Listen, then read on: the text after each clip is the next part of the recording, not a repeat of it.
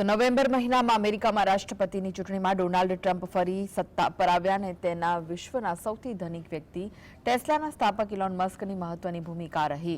Elon Musk તન-મન અને ધનથી ટ્રમ્પને ચૂંટણી અભિયાન અને પ્રચારમાં મદદ કરી. આ સામે પોતાના વહીવટી તંત્રમાં મસ્કને મહત્વનું પદ શિરપાવ તરીકે મળ્યું છે. જોકે અત્યારે અમેરિકામાં ચર્ચા છે કે મસ્ક અત્યારે ચૂંટાયા વગરના પણ સૌથી પ્રભાવશાળી શક્તિશાળી વૈશ્વિક નેતા છે. સવાયા રાષ્ટ્રપતિ ગણાતા ટ્રમ્પ હવે વિશ્વભરના દેશો ઉપર પોતાનો પ્રભાવ પાડી કિંગ મેકરની ભૂમિકા ભજવવા તૈયાર થઈ રહ્યા છે. મસ્કે અમેરિકન સરકાર અને તંત્રમાં જંગી ફેરફાર કરવા, સરકારનું બજેટ $3.3 ટ્રિલિયન કેવી રીતે ઘટાડવું એના ઉપર કાર્ય કર્યું છે. બીજી તરફ મસ્ક હવે વિશ્વના અન્ય દેશોની રાજકીય સ્થિતિમાં નિવેદન કરી મદદની જાહેરાત કરી હસ્તક્ષેપ કરી રહ્યા છે. વિશ્વના 140 દેશોના સકળ અર્થતંત્રમાં જીડીપી કરતાં વધારે સંપત્તિ ધરાવતા એલોન મસ્ક હવે પોતાના પ્રભાવ વધારવા માટે યુનાઇટેડ કિંગડમ, જર્મની, ફ્રાન્સ ઉપર નજર દોડાવી રહ્યા છે.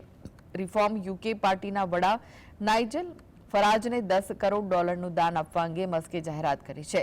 રાઇટ વિંગ પોલિટિકલ વિચારધારા ધરાવતા બ્રિટનમાં બહારથી વસવાટ કરવા આવતા લોકો ઉપર અંકુશ મૂકવા, મુસ્લિમો ઉપર વધારે અંકુશ હોવો જોઈએ તેવી વાતો કરતા ફરાજ અત્યારે બ્રિટિશ સંસદમાં સભ્યની દ્રષ્ટિએ બહુમત ધરાવતા નથી, પણ તેમની વિચારધારા મસ્ક અને ટ્રમ્પ સાથે મેળ ખાય છે.